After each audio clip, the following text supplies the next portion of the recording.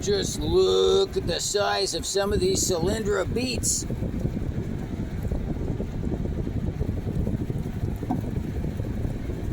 These are the sizes we like the most, these smaller ones, because they chop up and make some nice little cylinders. I've been chopping up some big ones in here, you can see right now. Those are really kind of big. I like the little ones. One's about that size. About a nickel to a quarter size. Those are great for canning. Great to break out as a snack, great to break out with a meal.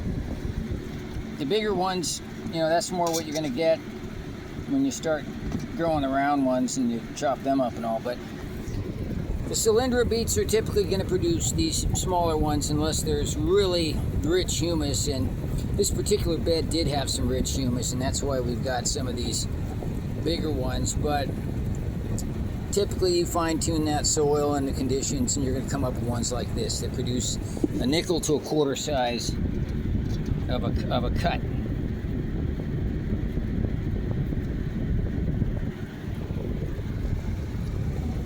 There's a lot of little ones too.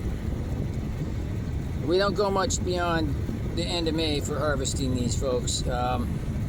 We're in Northwest Florida at the Alabama border, so you know, beets is typically more of a northerly crop, but we grow them in the winter here. You know, planting the seed in January and February, and we just love beets. So we grow them not only for human consumption, but for goat consumption. Goats love beets. We dehydrate them, as we do carrots, and we also can these in a brine, in a jar, and they're just so great to break out and munch on. They go with warm meals, they go cold like as a pickle, but we don't acidify them too much or anything. It's easy, all right? It's just easy to preserve them properly, and they're just such a great snack. They go with meals, they go with a lot of things. These are the Cylindra. We also have the long red mangel, mammoth long red mangel, and we'll be showing you those here again a little later. Those don't have the bright red as much inside, but they get a little bigger than them do, and the leaves are definitely bigger, the tops, and they're sweet, they're delicious.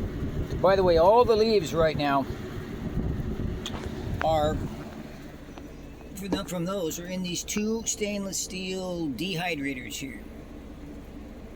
So we're dehydrating all the leaves and stems. Nothing goes to waste.